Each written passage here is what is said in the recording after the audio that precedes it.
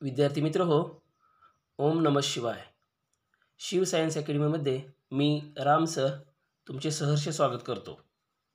आज आपण इयत्ता 8वीचा chapter 13 chemical change and chemical bond, रासायनिक बदल आणि रासायनिक बंध हा पाठ पाहणार आहोत.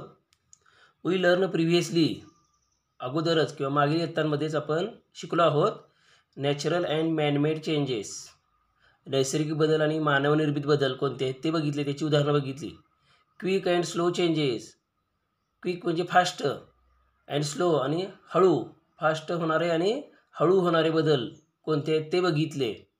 Mainly physical and chemical changes म्हणजेच फिजिकल भौतिक अँड केमिकल रासायनिक, भौतिक आणि रासायनिक बदल बघितले. म्हणजे आपण बदलांचे प्रकार या अगोदरच्या इयत्तामध्ये शिकलेलो आहोत.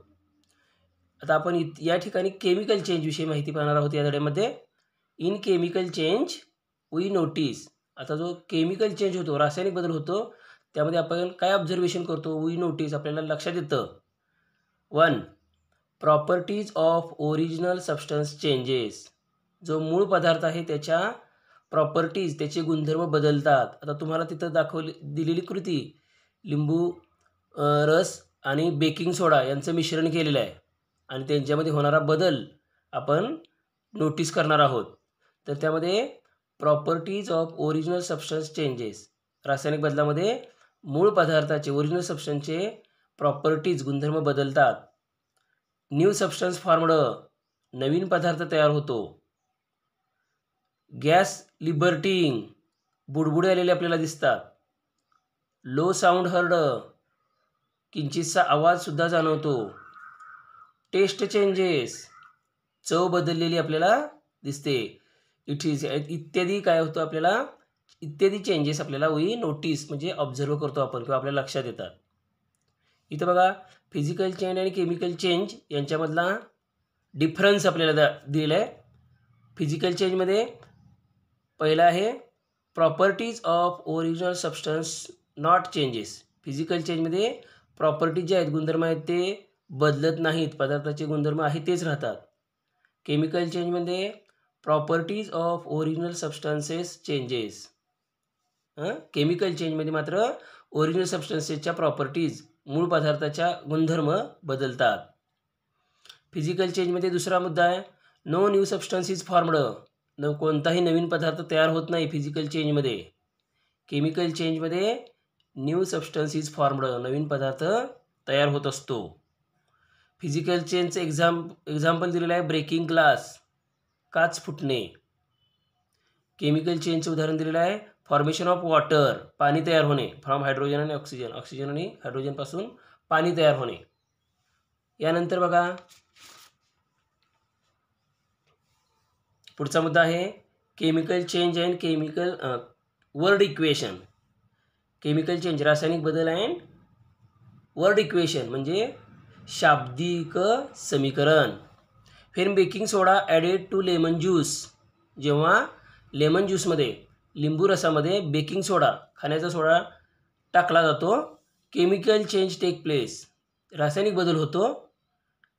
इन सायट्रिक ॲसिड, आपल्याला माहिती आहे, आपण मागच्या पाठामध्ये शिकलो लेमन ज्यूसमध्ये सिट्रिक ॲसिड असतं, तर या सायट्रिक ॲसिडमध्ये बदल होतो, केमिकल चेंज होतो. अँड गॅस फॉर्मड, आणि वायू तयार होतो, आणि तो वायू आहे इज कार्बन डायऑक्साईड. कोणता वायू तयार होतो? Carbon dioxide. आता बघा याचं सूत्र स्वरूपामध्ये आपल्याला दिलेलं आहे लेमन ज्यूसचं सिट्रिक ॲसिड प्लस जो खाऱ्या सोडा आहे तो sodium bicarbonate, citric acid plus sodium bicarbonate, बाण दाखवलेला आहे ॲरो, त्यापासून तयार होणारे सोडियम सायट्रेट, हा जो साल्ट तयार होतो सोडियम सायट्रेट तयार होतं, प्लस जो गॅस तयार होतो तो कार्बन डायऑक्साईड. आता हे शब्दस्वरूपामध्ये मांडलेलं आहे, याला म्हणायचं वर्ड इक्वेशन. आणि इथं ॲसिड आणि बेस, सिट्रिक ॲसिड हे ॲसिड आहे आणि सोडियम बायकार्बोनेट म्हणजे सोडा हा बेस आहे. ॲसिड आणि बेस एकत्र आलेत म्हणजे ॲसिड बेस एकत्र येण्याची जी क्रिया आहे ती न्यूट्रलायझेशन क्रिया आहे, जी आपण मागच्या पाठामध्ये शिकलेलो आहोत. न्यूट्रलायझेशन ॲक्शन आहे. आता या वर्ड इक्वेशनमध्ये रिॲक्टंट आणि प्रॉडक्ट असे दोन भाग आहेत. बाणाच्या किंवा ॲरोच्या डाव्या बाजूला जे आहेत बघा, त्यांना रिॲक्टंट बनायचं. रिॲक्टंट बघा, original substances that takes part in chemical change. Original substance मूळ पदार्थ that takes part in chemical change, जे केमिकल चेंजमध्ये म्हणजेच रासायनिक अभिक्रियेमध्ये रासायनिक बदलामध्ये भाग घेतात. And are written on left side of arrow, आणि या एरोच्या डाव्या साईडला जे लिहिलेले असतात आर कॉल्ड रिॲक्टंट्स. त्यांना काय म्हटलं जातं? रिॲक्टंट. मराठीमध्ये त्यांना म्हणायचं अभिक्रियाकारके. रिॲक्टंट म्हणजे अभिक्रियाकारके, जे बाणाच्या डाव्या बाजूला असतात आणि ओरिजिनल सबस्टन्सेस असतात. अबो रिॲक्टंट्स आर, वरच्या याच्यामध्ये रिॲक्टंट कोणते आहेत तर सिट्रिक ॲसिड आणि सोडियम बायकार्बोनेट हे काय आहेत? रिॲक्टंट आहेत. प्रॉडक्ट्स, बाणाच्या उजव्या बाजूला असणारे प्रॉडक्ट्स, मराठीमध्ये त्यांना म्हणायचं उत्पादिते. New substances formed in chemical change, तयार झालेले नवीन पदार्थ. New substances formed in chemical change and are written on right side of arrow, आणि या बाणाच्या राईट साईडला, एरोच्या राईट साईडला उजव्या बाजूला जे लिहिलेले असतात आर कॉल्ड प्रॉडक्ट्स, त्यांना प्रॉडक्ट्स असं म्हणायचं, म्हणजेच उत्पादिते असं म्हणायचं. अबो प्रॉडक्ट्स आर, वरच्या याच्यामध्ये प्रॉडक्ट्स कोणते आहेत तर सोडियम सायट्रेट आणि carbon dioxide. Arrow in chemical equation head towards products, हा मधला जो एरो आहे तो त्याचं हेड, त्याचा जो टोक आहे बाण आहे ते कुठं असतो? टुवर्ड्स प्रॉडक्ट्स, तयार झालेल्या प्रॉडक्ट्स उत्पादितांच्याकडे त्याचं टोक असतो, तो त्याच्याकडे हेड करत असतो. यानंतर बघा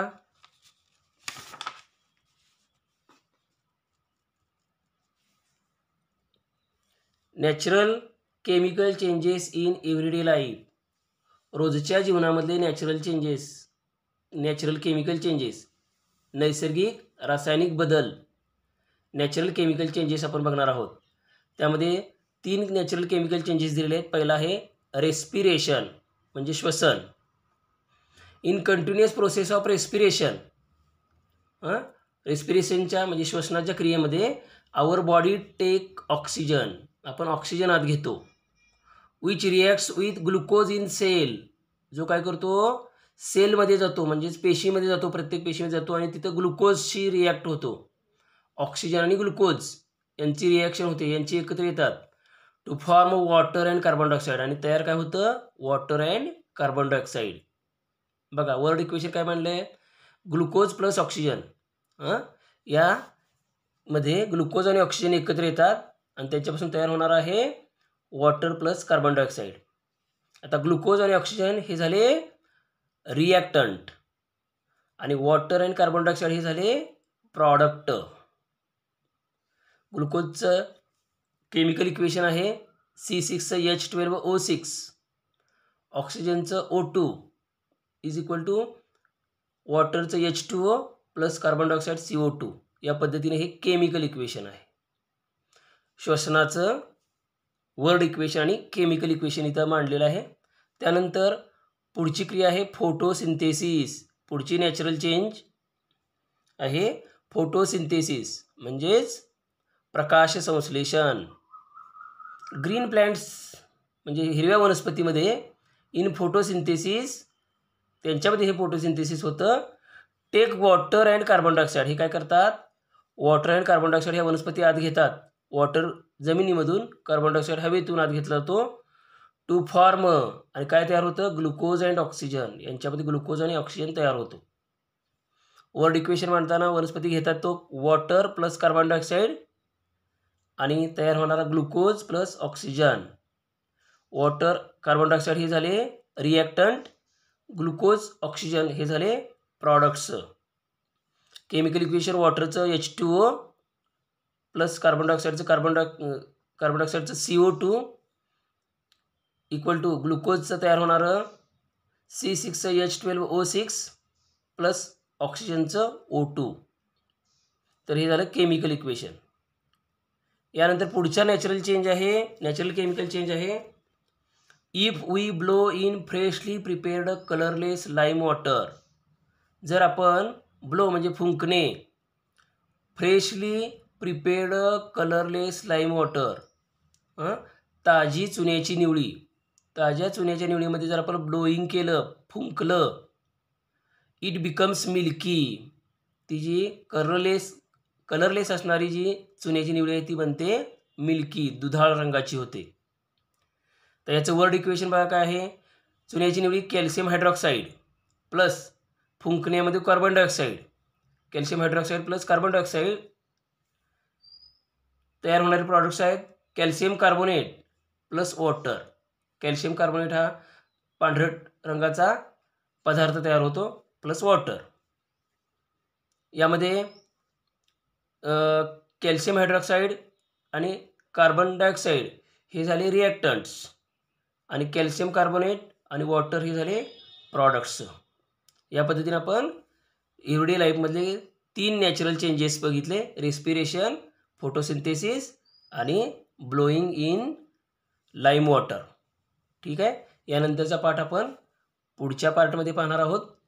तुम्हाला जर तुम्ही या सगळ्या नोट्स अगोदर लिहून घ्यायचे आहेत व्यवस्थित. त्याचबरोबर पुस्तकाचं वारंवार वाचन करा म्हणजे तुम्हाला हा पाठ व्यवस्थित समजेल. हा जर व्हिडिओ तुम्हाला आवडला असेल तर तुम्ही व्हिडिओ खालचं सबस्क्राईब बटन दाबा. त्याचबरोबर व्हिडिओ उपयोगी वाटत असेल तर तुम्ही गुरुदक्षिणा फी गुगल पे करू शकता. आजच्यासाठी राम राम.